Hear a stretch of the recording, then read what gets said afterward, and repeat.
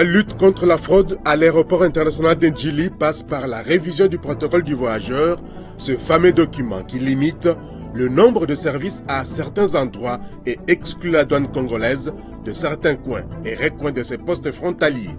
Ceci pour remettre la DGDA dans ce droit et en même temps mettre fin à une mafia organisée qui prive l'État des ressources énormes pour la concrétisation de ses projets de développement. Les 27 et 28 mai 2019 se tient à Addis Abeba en Éthiopie le dialogue des parties prenantes sur le commerce continental et le renforcement de la mise en œuvre de la zone de libre-échange continentale africaine, la ZLECAf. Organisée par l'Union africaine et la Coalition pour le dialogue sur l'Afrique, ces assises ont pour but d'élaborer une stratégie pour la mise en œuvre réussie de la ZLECAf conformément aux aspirations de l'Afrique exprimées dans l'agenda 2063.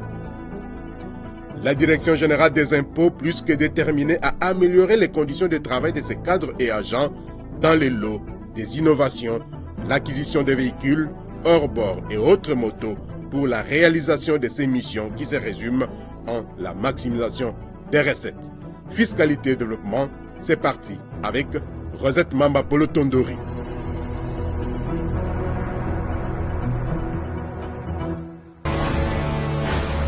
Agence Galaxy Media, la passion de développer la RDC.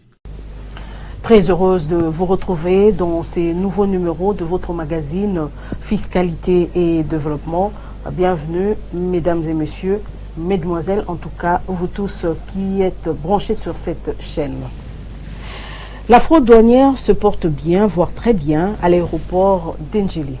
Tenez, du 30 avril au 20 mai de l'année en cours, 5 cas majeurs de sorties régulières de millions de dollars américains non déclarés à la douane ou à la Banque centrale du Congo ont été signalés. Des inciviques, de surcroît agents de certains services commis au contrôle à l'aéroport international d'Ndjili, sont au cœur de cette mafia qui saigne à blanc l'économie du pays par des fuites importantes des devises étrangères. Cela se manifeste par des sorties irrégulières du pays, des sommes importantes d'argent, des matières précieuses et des espèces animales et végétales protégées. La mise à l'écart de la douane dans tous les circuits de départ de passagers vers l'étranger par les comités de coordination de l'ordre opérationnel de l'aéroport d'Ndjili à travers les documents intitulés « Le protocole du voyageur à l'aéroport d'Ndjili ». Un texte appelé aujourd'hui à être modifié pour mettre fin à la fraude dans ce poste frontalier, l'un des plus importants du pays. Notre équipe de reportage a accédé à certains coins et recoins de l'aéroport international d'Ndjili pour vous faire voir l'ampleur de la situation. Suivez donc ces récits exclusifs de Michel Wangi Lokwa sur les images d'Étienne Kumbachuma. Aéroport international d'Ndjili, l'une des principales portes d'entrée et de sortie de la République démocratique du Congo. Il dispose d'une piste d'atterrissage de 4000 mètres, l'une des plus longues au monde, capable d'accueillir tout type d'avion, même les gros porteurs russes Antonov 124. 50 avions en moyenne atterrissent et décollent chaque jour, dont 14 vols internationaux. 1000 voyageurs passent quotidiennement par ici. C'est à quelques exceptions près qu'une caméra de télévision accède à ces lieux très sécurisés. Loin de ces décors flatteurs, Ndjilaïro, c'est aussi les lieux qu'opère impunément un réseau mafieux depuis des années qui facilite la fraude douanière, la sortie clandestine des matières précieuses, des produits prohibés par la législation nationale et les conventions internationales et surtout des sommes importantes de devises étrangères. Le cœur névralgique de la fraude douanière à l'aéroport de Ndjili, c'est les PIF, les postes d'inspection et filtrage situés derrière cette vitre teintée. C'est les lieux de contrôle des bagages à main pour les voyageurs qui quittent le pays. Un local où vautours et autres rapaces veillent au gré pour faciliter la fraude, loin de tout regard gênant. Malgré nos autorisations, nous sommes stoppés par de nombreux agents qui surveillent les lieux. Après d'intenses négociations menées par les sous-directeurs de la brigade douanière et lutte contre la fraude de Papi Lubota et de l'inspecteur de douane Donatien Kassambaka Londa, nous y accédons finalement. Pour mieux comprendre les modes opératoires de la fraude douanière dans ces locales, allons à 20 mètres d'ici, au poste de la douane chargé de la fouille des bagages en soute des passagers en route vers l'extérieur. Alors que les douaniers tentent de passer au peigne fin, le contenu de sa marchandise en soute Les passagers porteurs d'un colis suspect s'arrangent à déposer dans cette toilette son bagage à main. Les colis est vite récupérés par un agent membre du réseau qui les dépose à son tour dans ces toilettes des personnes invalides. Entre-temps, les passagers fraudeurs se reposent dans la salle d'attente, laissant le soin aux passeurs de mieux planifier la fraude. Ils passent la dernière barrière avec un bagage de diversion. Les deux complices se retrouvent embarqués dans ce bus comme le démontrent ces images prises en caméra cachée. Soit les colis récupérés dans le bus ou carrément dans l'avion et les suspects quittent le pays. Toutes ces opérations sont menées en l'absence des agents de la DGDA. Pour comprendre l'exclusion de la douane dans les circuits de départ des voyageurs vers l'étranger, nous sommes tombés sur ces documents qui n'est pas à la portée de tout le monde. Le protocole du voyageur à l'aéroport d'Ndjili. Un document de 3 pages qui détermine les nombres de services et des agents à opérer avant le départ des passagers du pays. Le protocole du voyageur exclut la douane au poste d'inspection et filtrage, à la salle d'attente, au salon d'honneur officiel, au salon commercial VIP et au salon d'honneur diplomatique. Cette anomalie administrative, accentuée par les goûts du lucre pour certains agents de service commis à l'aéroport, continue à favoriser la fraude douanière. Rien qu'entre le 30 avril et le 20 mai de l'année en cours, au moins 5 cas de fraude douanière majeure impliquant la sortie frauduleuse de millions de dollars américains ont été signalés, comme le relate l'inspecteur des douanes, Minda Waminda. On est tombé sur un cas en date du 30 avril 2019 où il y a eu une saisie de 2 15 560 $. Le monsieur avait deux colis qui contenaient le fonds, qui n'ont pas fait l'objet d'une déclaration, ni auprès de la douane, ni à la Banque centrale. On aura compté au total 2 15 560 $ qui sortaient avec en partance de Dubaï sans aucune formalité requise. Le 15 mai 2019, nous avons eu une information sur une sortie illégale de fonds. Curieusement, le suspect a été contrôlé juste avant qu'il ne monte dans le bus, mais le fonds qu'on avait trouvé dans son sac n'était pas au-delà de 10 000 $. Alors c'était autorisé. Mais c'est par après que nous avons compris qu'il y avait une certaine complicité des autres services. Dans l'avion, il avait un autre colis supplémentaire différent de celui qu'il avait quand nous l'avons appréhendé au niveau de la salle de départ. Nous avons encore été informés en date du jeudi 16 mai d'une sortie illégale de fonds par une dame. Et tant que nous étions en train de discuter avec les autres services, les mêmes personnes ont profité pour faire monter la dame dans le bus et la dame a été embarquée. Nous avons vu encore l'image de la dame dans la salle avec le colis qui a été bien identifié par nous dans la salle de départ, en train de sortir du côté de la toilette des invalides. Nous avons vu un sujet indo-pakistanais prendre maintenant le colis que la dame détenait et monter directement dans le bus sans que le colis soit fouillé. Plus grave encore, les douaniers sont passés à tabac par des agents d'autres services ancrés dans la mafia à l'aéroport de Ndjili. Le jeune brigadier Mbouyi Tchani est l'une des victimes de cette barbarie. Et quand la femme arrive au tarmac pour embarquer dans l'avion, et en bon brigadier, je voulais mettre ma main sur elle, c'est en ce moment-là que je serais brutalement pris par les agents des autres services. Ils m'ont jeté dans les bus pour m'entendre à la nerf. Le directeur provincial de la DGDA Kinaïro, Robert Kilemuna, on appelle à l'implication des plus hautes autorités du pays pour stopper la fraude à l'aéroport d'Ndjili. Même les services qui sont censés nous accompagner nous font parfois la guerre. C'est ce qui m'a fait dire tantôt que si au niveau de la hiérarchie, on peut considérer l'absence de la douane à tous ces postes-là comme étant un manque d'information, mais au niveau des services qui sont sur le terrain, la mauvaise foi, pour ne pas dire la complicité, est patente. La théorie de l'acte contraire en droit voudrait que seul le ministre ayant l'intérieur dans ses attributions, en sa qualité de président du comité de supervision de l'ordre opérationnel, modifie l'actuel protocole du voyageur à l'aéroport de Njili pour mettre fin à cette fraude, surtout en ce moment où le chef de l'État, Félix-Antoine Tshisekedi, veut mettre fin à la corruption sous toutes ses formes.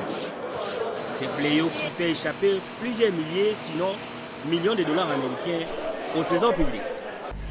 La Direction générale de douane et axes DGDA, qui est en pleine migration, a été parmi les invités d'honneur lors des journées portes ouvertes organisées du 9 au 11 mai dernier par l'Agence nationale pour la promotion des investissements ANAPI.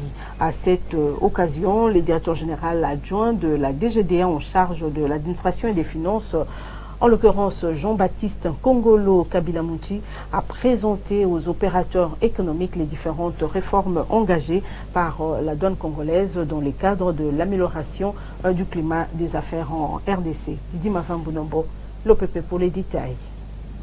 Invité par l'Agence nationale pour la promotion des investissements ANAPI à l'occasion des journées portes ouvertes organisées du 9 au 11 mai 2019, le directeur général adjoint de douanes et axes en charge de l'administration et finances, Jean-Baptiste Nkongolo Kabila-Mounchi, représentant le directeur général empêché, a donné ici aux opérateurs économiques les éléments d'information sur les différentes réformes implémentées à la DGDA.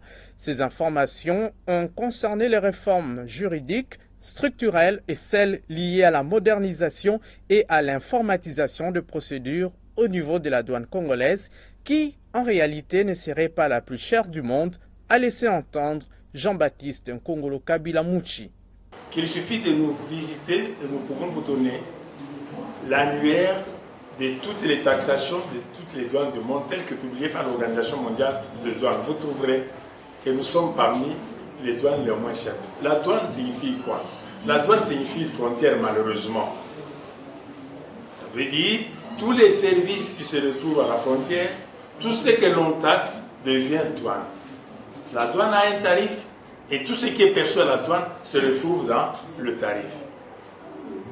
Et pour payer convenablement, nous avions déjà parlé à l'autre parce que c'est déjà informatisé. Ayez l'habitude de demander les éléments d'information. Et pour éviter qu'il n'y ait pas de tracasserie, dans les innovations que nous avons implémentées, cette fois-ci, nous avons mis dans chaque bureau de douane des panneaux signalétiques électroniques qui défilent et qui montrent pour telle quantité de marchandises, vous devriez payer autant. Ça, c'est pour diminuer de plus en plus les tracasseries qui interviennent par le fait de donner forfaitairement les droits et taxes à payer. Cela pour toutes les marchandises et pour tous les autres services qui entrent dans le cadre du dédouanement de la marchandise à l'importation comme à l'exportation. Dans le domaine de l'importation, le numéro 2 de la DGDA a clairement expliqué à l'assistance que la législation congolaise en matière douanière est tellement souple qu'elle offre beaucoup de facilités aux opérateurs économiques. Dans le domaine d'importation, lorsque vous importez dans le cadre des investissements, la loi congolaise est la plus favorable actuellement parce que nous pouvons dans le code des investissements obtenir beaucoup de facilités. La loi sur l'agriculture, le code des investissements lui-même, le partenariat stratégique sur la chaîne de valeur, la loi sur l'électricité. Vous trouverez que dans tous ces domaines-là, il y a plus de facilité où on peut parvenir à ne rien payer du tout, pourvu que l'on suive la procédure telle qu'elle doit être faite. Or, vous savez, ici où nous sommes, c'est l'Agence nationale pour la promotion et des investissements. Et donc, passez par cette agence et directement, vous aurez tous les éléments d'information pour venir déclarer normalement et peut-être sans payer les droits et taxes dus à l'importation ou à l'exportation, sinon que vous aurez en ce moment-là toutes les informations nécessaires pour vous exonérer si cela est possible. Au-delà de la facilitation des échanges, la douane congolaise fait de la lutte contre tous les antivaleurs son cheval de bataille.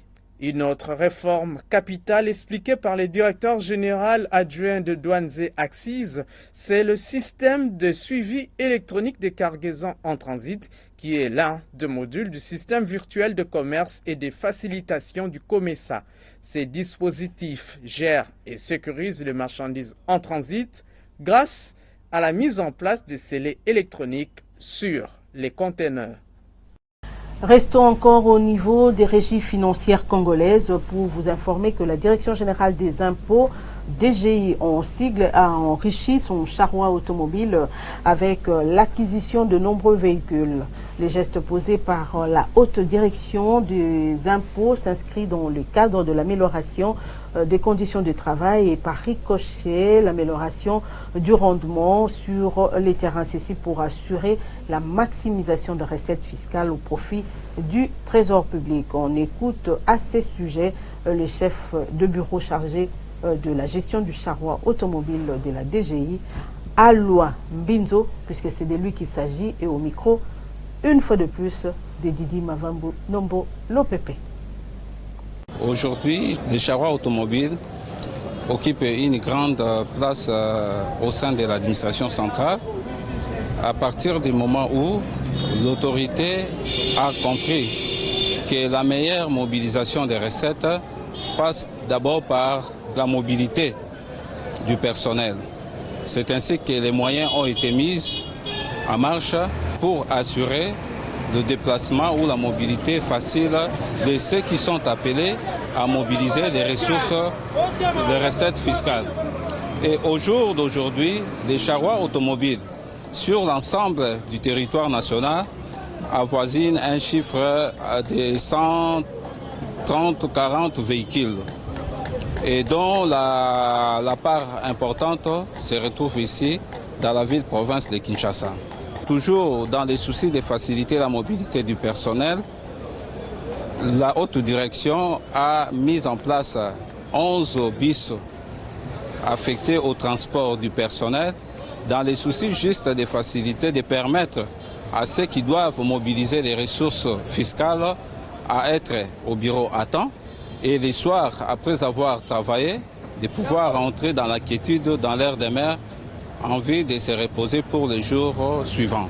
Et effectivement, l'impact ne pouvait être que positif dans la mesure où la gestion de l'impôt se justifie, entre autres, par les contacts qu'il faut avoir avec les contribuables.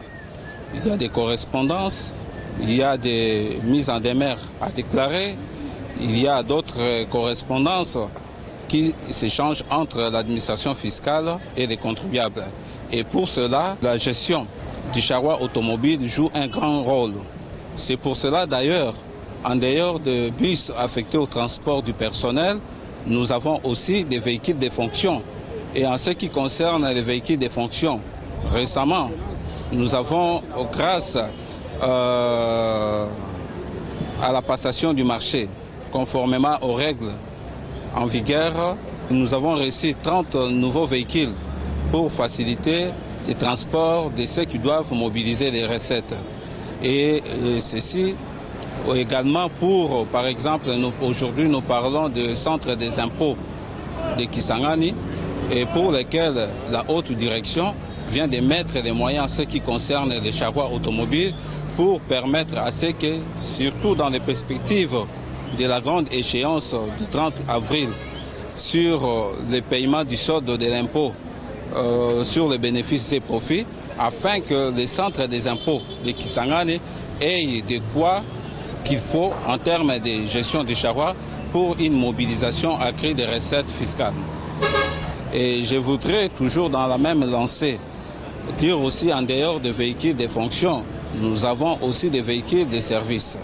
Des véhicules de service qui jouent un grand rôle dans la mobilisation des recettes. Par exemple, nous avons les véhicules pour la DGE. La DGE, c'est vraiment un poumon fiscal, si on peut le dire ainsi, dans la mobilisation des recettes au regard des contribuables importants qui relèvent de la gestion de cette structure fiscale.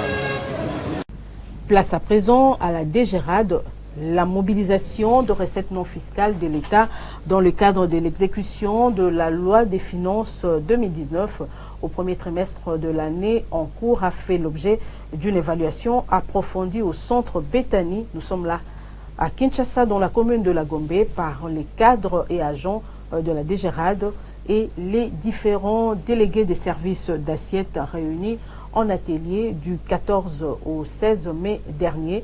Les participants à ces assises ont pu déceler les forces et faiblesses dans la mobilisation des recettes non fiscales de l'État au cours de 3 premiers mois de l'année en cours. Ils ont par la même occasion peaufiné de nouvelles stratégies devant permettre à cette régie financière d'atteindre, voire dépasser les assignations budgétaires de 2019 chiffrées à 1475,8 milliards de francs congolais. Nous revenons sur certains détails dans ce reportage de Geneviève Mizeguel Katengesia sur les images de Fonfon Makitou Doma.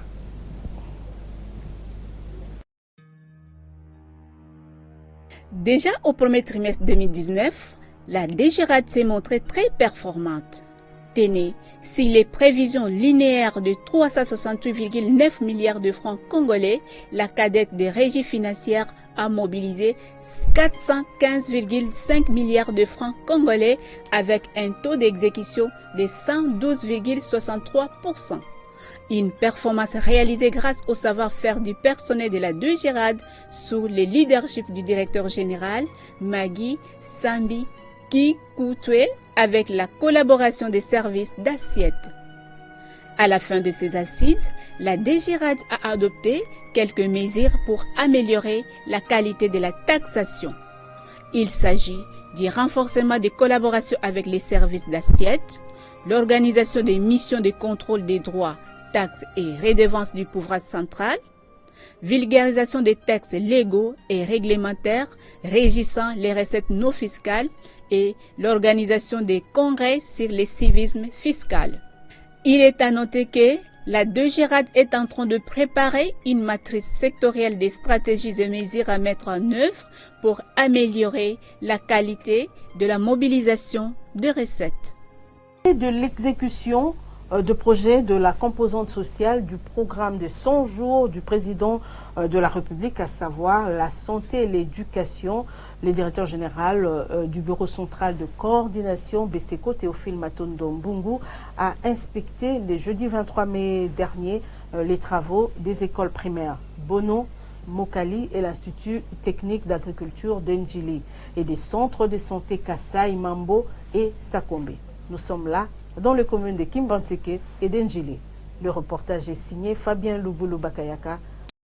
Cette descente sur le terrain du DGU BESECO l'a conduit dans les quartiers périphériques de la ville-province de Kinshasa, où sont implantées les écoles et les centres de santé retenus dans le cadre de ces programmes d'urgence de 100 jours. Ainsi, il a visité tour à tour dans la commune de Kimbanseke l'école primaire Bono à la Cité de l'Espoir, où sont installées les victimes des différentes pluies diluviennes, l'EP Mokali et l'Institut technique d'agriculture d'Enjili. Dans le domaine de la santé, les travaux des centres de santé Kassai Mambo et Sakombi au quartier Mokali dans la commune de Kimbanseke ont été à l'occasion minutieusement inspectés.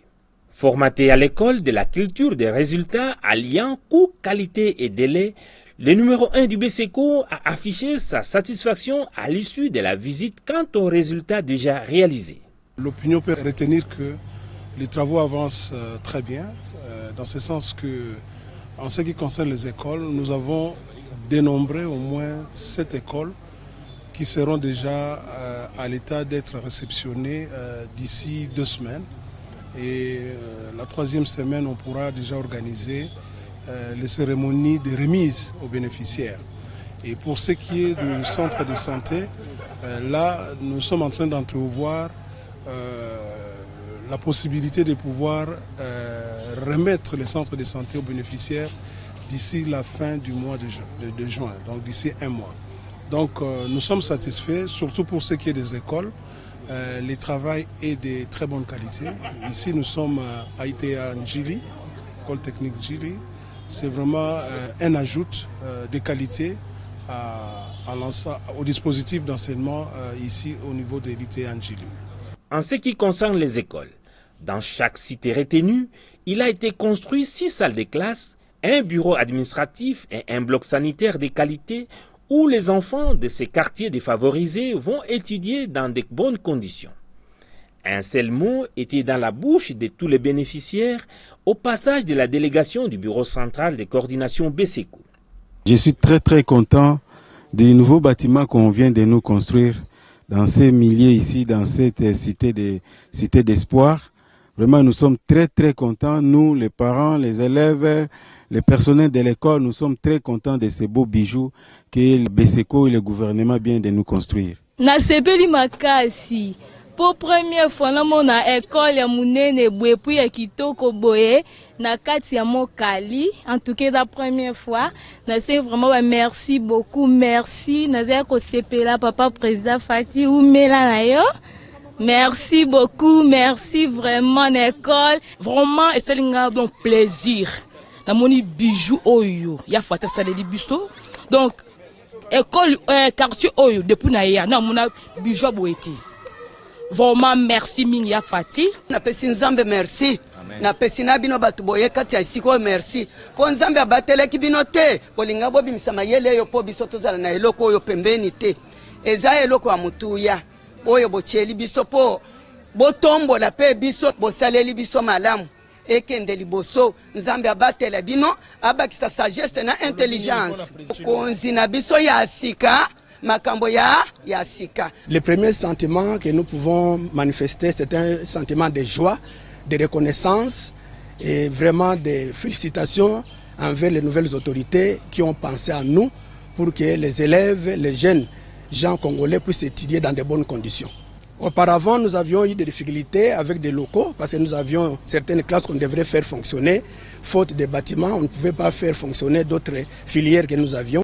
Ils ont promis de tout mettre en œuvre pour bien garder ces réalisations du chef de l'État qui valorise leur quartier tout en sollicitant la protection de tous ces ouvrages par l'érection des murs de clôture pour éviter des actes de vandalisme des jeunes délinquants. Avec cette action, le président Félix Tshisekedi Tshilombo vient de répondre à la préoccupation principale du peuple congolais qui ne demande rien que le social lui soit assuré. Et les BSECO, vieux de ses 18 ans d'expérience en matière de la reconstruction nationale, est disposé à l'accompagner durant son mandat à la tête du pays. Mesdames et messieurs, mesdemoiselles, dans quelques jours exactement, le complexe Institut Mokengeli de Lemba aura totalement revêtu sa plus belle robe. Les travaux de rénovation et de construction initiés dans cette école, financés, comme vous le savez, par le Fonds de promotion de l'industrie FPI à hauteur de 1,8 million de dollars américains, travaux qui rentrent dans les cadres du programme de 100 premiers jours du chef de l'État, avance à pas de géant. Notre équipe de reportage est allée faire le constat sur les terrains. Compte rendu, Patience Vumilia Bokole et Fonfon Makitu Doma. Voici l'image que présente actuellement le complexe de l'Institut Mokengeli de Lemba, 45 jours après le lancement des travaux de rénovation et construction par le ministre de l'Industrie. Effectués par l'entreprise des travaux publics et construction privée et TRAPCP, les travaux avancent à pas de géant, question de respecter le délai imparti. Remplacement des toitures et rénovation des salles de classe du secondaire et leurs bâtiments administratifs, ainsi que de la salle polyvalente, la construction de l'école primaire et son bâtiment administratif, de la bibliothèque, de l'atelier de couture, de la salle informatique, des 2 blocs sanitaires, ainsi que du mur de clôture. Autant des travaux sont en cours d'exécution. Selon les directeurs techniques de l'entreprise ETRAPCP, plus de 55% des travaux sont déjà exécutés. Nous avons déjà réalisé les grosses œuvres, c'est-à-dire pour des profanes, je peux expliquer. Tout ce qui est comme travaux de fondation, maçonnerie, élévation, toiture, c'est ce que nous appelons les grosses œuvres.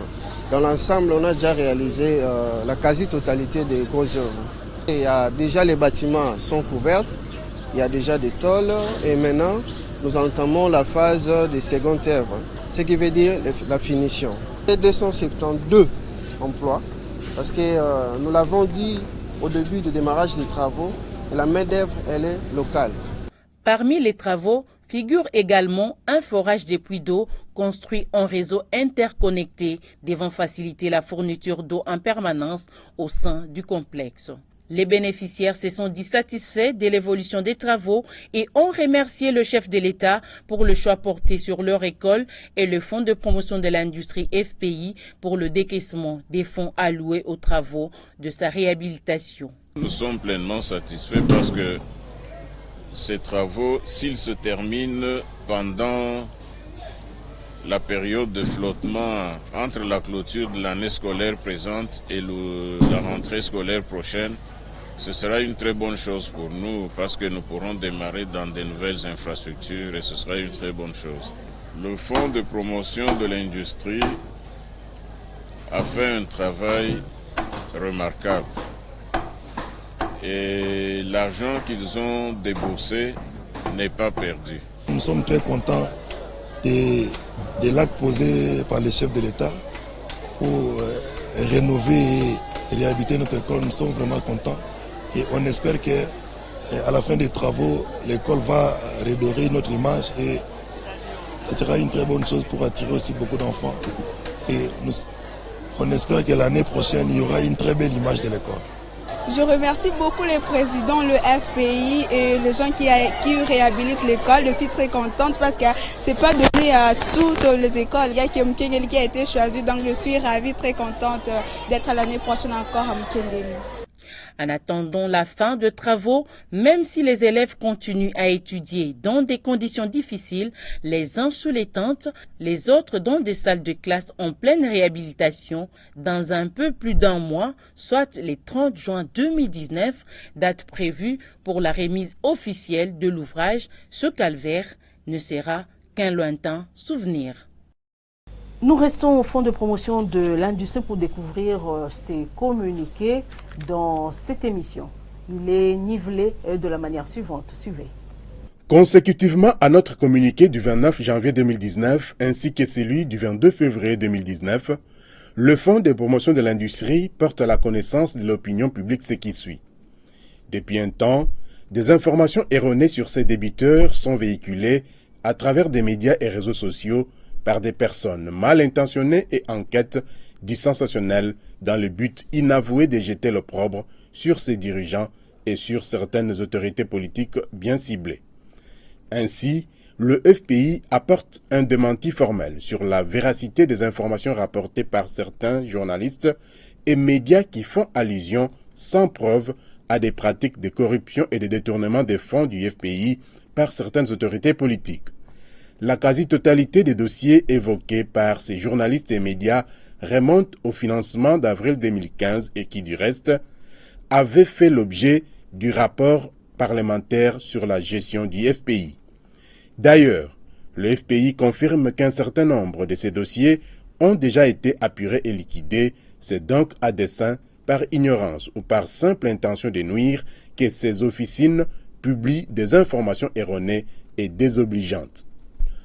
Le FPI refuse donc d'être utilisé à chaque fois qu'il se profile des nominations et autres mises en place des nouveaux dirigeants comme cheval de Troie en faveur des politiciens en mal de positionnement pour se régler des comptes en instrumentalisant les médias et certaines ONG qui s'évertuent à attiser les antagonismes dans le microcosme politico-administratif. Bien plus, en tant qu'établissement public ayant reçu du gouvernement la mission de promouvoir l'industrie locale, le FPI rappelle à l'opinion que pour recouvrer ses créances, il utilise des voies et canaux autorisés et non ceux anonymes. Ainsi, toute autre manœuvre et démarche y afférente annoncée par des structures non autrement identifiées n'engage ni de loin ni de près le FPI. Enfin, le Fonds de promotion de l'industrie porte cette clarification pour édifier l'opinion nationale que cette campagne d'intoxication et de dénigrement est l'œuvre des officines politiques mal intentionnées pour donner du grain à moudre à leur projet de sape à l'égard de certaines personnalités politiques et des opérateurs économiques de notre pays. Ainsi fait à Kinshasa le 23 mai 2019 la cellule de communication du FPI. La libéralisation du secteur des assurances en République démocratique du Congo est aujourd'hui une réalité, avec la présence d'autres acteurs ou opérateurs en matière d'assurance. Cependant, ce processus passe par 3 volets. Alain Kanida, vous le savez, c'est le directeur général AI de l'autorité de régulation et de contrôle des assurances ARCA. Il les énumère ici dans cet extrait tiré de son intervention lors de la cérémonie de prestation de serment des officiers de police judiciaire à compétences restreintes organisée dernièrement au siège de l'ARCA. Alain Kanida est ici au micro de Ruben Mayoni Tsekiunga. Le premier volet a été celui de la mise en place des fondamentaux de l'institution. Ça veut dire fixer le cadre réglementaire, rendre l'institution opérationnelle. Ce premier volet a été réalisé il y a plus d'une année, avec une institution opérationnelle, avec un personnel formé, un personnel de qualité et des procédures en place pour entreprendre les activités de l'institution telles que fixées dans le décret portant sa création. Le deuxième volet a été celui de l'ouverture effective du marché des assurances en République démocratique du Congo. Cette deuxième tâche a été également réalisée, tel qu'il a été indiqué, de pouvoir l'accomplir au cours du premier trimestre de cette année. Nous avons concrétisé ce processus le 27 mars 2019, qui a permis à la République démocratique du Congo de voir entrer dans le marché des assurances 6 nouveaux opérateurs, à savoir 4 sociétés d'assurance qui ont été agréées par l'ARCA, ainsi que 2 sociétés de courtage qui ont également été autorisées par l'ARCA et qui sont dès lors opérationnelles dans le secteur des assurances. Le troisième volet est celui de la continuité de nos activités en matière de régulation du secteur des assurances, du contrôle permanent des différents opérateurs, ainsi que de la protection des assurés. La régulation et le contrôle permanent constituent le cœur de métier de notre activité en tant que régulateur du secteur des assurances.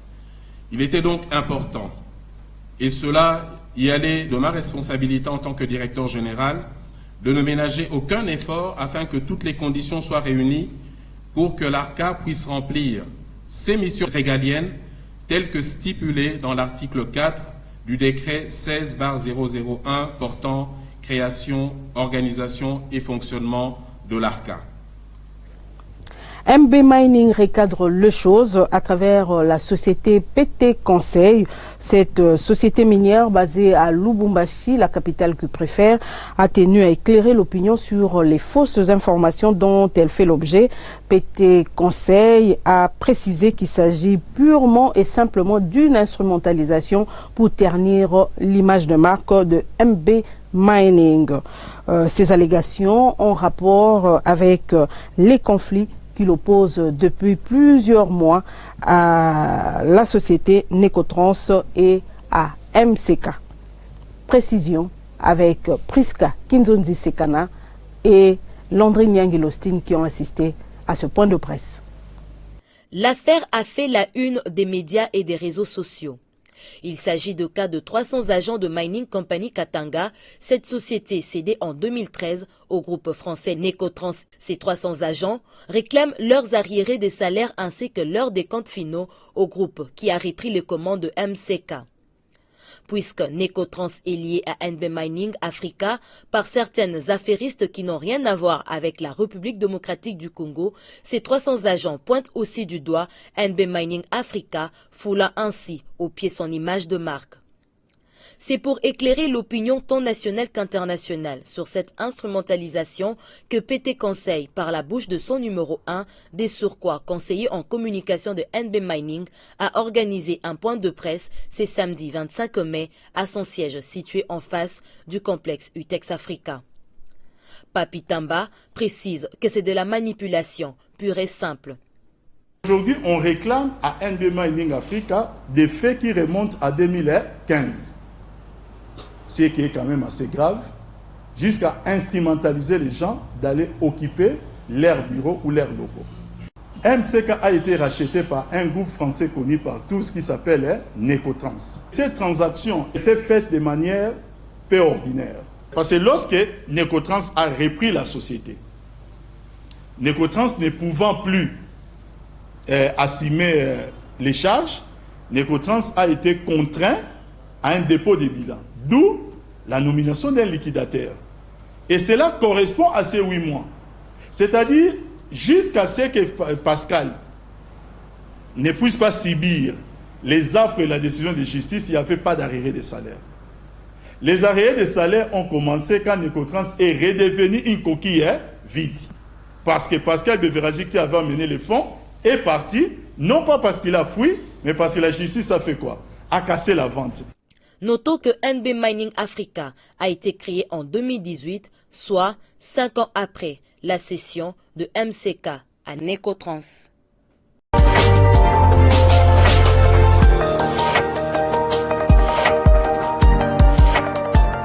En dehors de nos frontières, sachez que la zone de libre-échange continentale africaine, ZELCA, entrera en vigueur à partir du 30 mai prochain, selon l'agence Ecofin.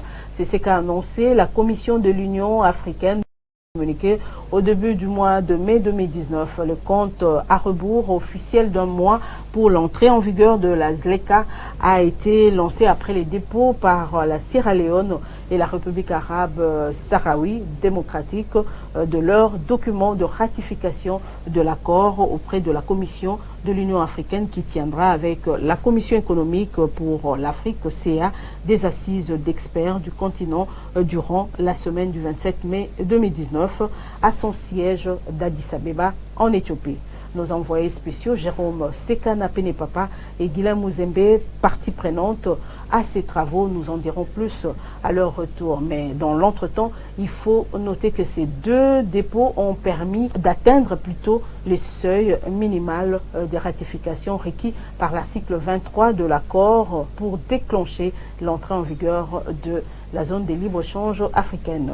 Signée en mars 2018 par 44 pays africains, la ZLECA vise à accélérer l'intégration en instaurant un espace économique continental exempt des barrières douanières et tarifaires pouvant entraver le commerce. Ceci devrait permettre donc de créer un marché unique de 1,2 milliard de dollars de consommateurs potentiels. La phase opérationnelle du programme est prévue pour être lancée le 7 juillet prochain.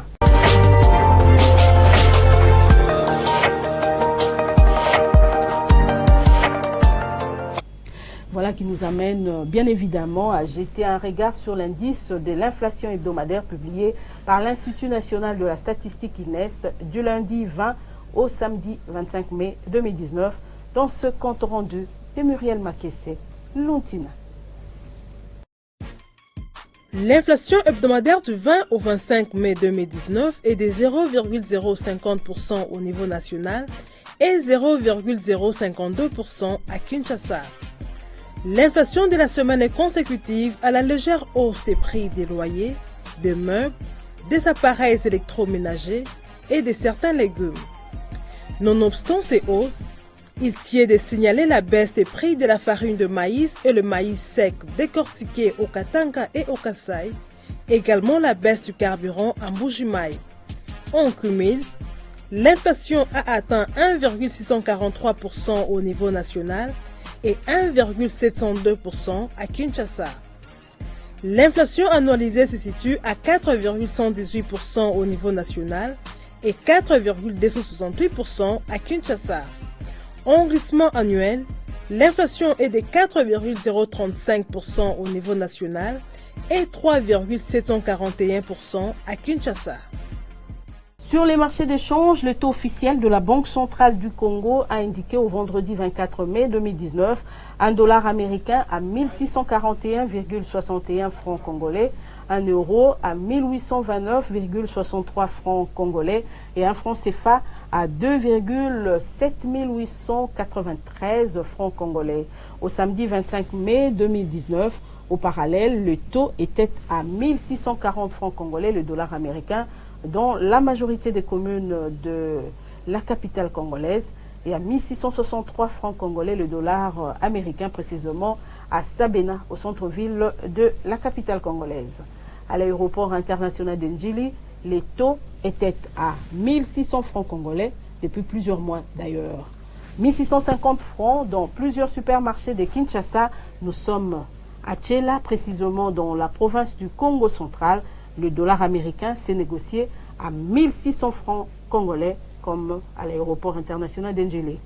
À Mbandaka, dans la province de l'Équateur, et à Likasi, dans le Haut-Katanga, les billets verts s'est négocié à 1620 francs congolais. À Bandundouville, chef-lieu de la province du Kwilu, les billets verts s'est changé à 1630 francs congolais. À Kananga, nous sommes dans la province du Kasaï central, la monnaie américaine a valu 1635 francs congolais. Et enfin, les pics du taux d'échange à l'intérieur du pays a été observé à Isangi. Isangi, c'est dans la province de la Chopo, où un dollar américain s'est changé à 1650 francs congolais. Comme vous pouvez vous y attendre, voici les nouvelles de cours des principales matières premières sur les marchés internationaux au deuxième fixing du samedi 25 mai 2019. Elles vous sont présentées ici par Ruben Mayoni Tsakiunga. À Londres, le prix du baril de l'or noir a affiché une augmentation de 1,91%, se vendant à 69,30 $ américains, hausse également de 1,37% à New York, où le baril revient à 59,04 $ américains. Selon le site prixdubaril.com, parmi les facteurs influençant le prix du Brent figurent entre autres la demande, la santé économique de la Chine, la récession mondiale et les perturbations financières, la réglementation maritime 2020, la guerre commerciale, les réductions de la production et les dérogations iraniennes. Sur le marché des produits miniers, tous les clignotants sont au rouge. La tonne du cuivre s'est négociée à 5 901 $ américains en baisse de 1,07%, baisse également de 0,72% du prix de la tonne du cobalt qui est à 34 250 points. L'once d'or de son côté a aussi baissé de 0,27% pour se situer cette semaine à 1283 $ américains. Côté céréales et autres produits agricoles, les clignotants sont tous au vert. La tonne du maïs est en hausse de 2,47%, se vendant à 404 $ américains. Celle du riz est à 11,56 $ américains, à 490 $ américains. La tonne du blé est en hausse de 3,54%. La tonne du café, de son côté, a coûté 93 $ américains, soit 1,69% d'augmentation. Celle du cacao s'est vendue à 2467 $ américains, en hausse également de 2,24%. Et enfin, la tonne du coton a fini la semaine en hausse de 2,46%, se vendant à 68 $ américains. Et puis comme vous le savez, mesdames et messieurs, la presse congolaise est en deuil depuis les dimanches derniers. Elle a perdu une de ses grandes dames en la personne de Nadine Laing. C'est dimanche qu'elle a été inhumée après des hommages de tous les siens et ceux qui l'ont connue. L'AGEM présente donc ses sincères condoléances à son époux, Monsieur Monurf Bosso, et à sa famille biologique ainsi que professionnelle. Que son âme repose en paix. La grand-messe des finances publiques en République démocratique du Congo est ainsi dite. Merci à toute l'équipe qui a concouru à la réussite de ces numéros du magazine Fiscalité et Développement et à tous les fidèles téléspectateurs que vous êtes, particulièrement à ceux de la ville de Luanda en Angola, et un clin d'œil spécial à tous ceux qui nous suivent à Massimanimba dans la province du Kwilu. Excellente suite de programmes en compagnie de cette chaîne.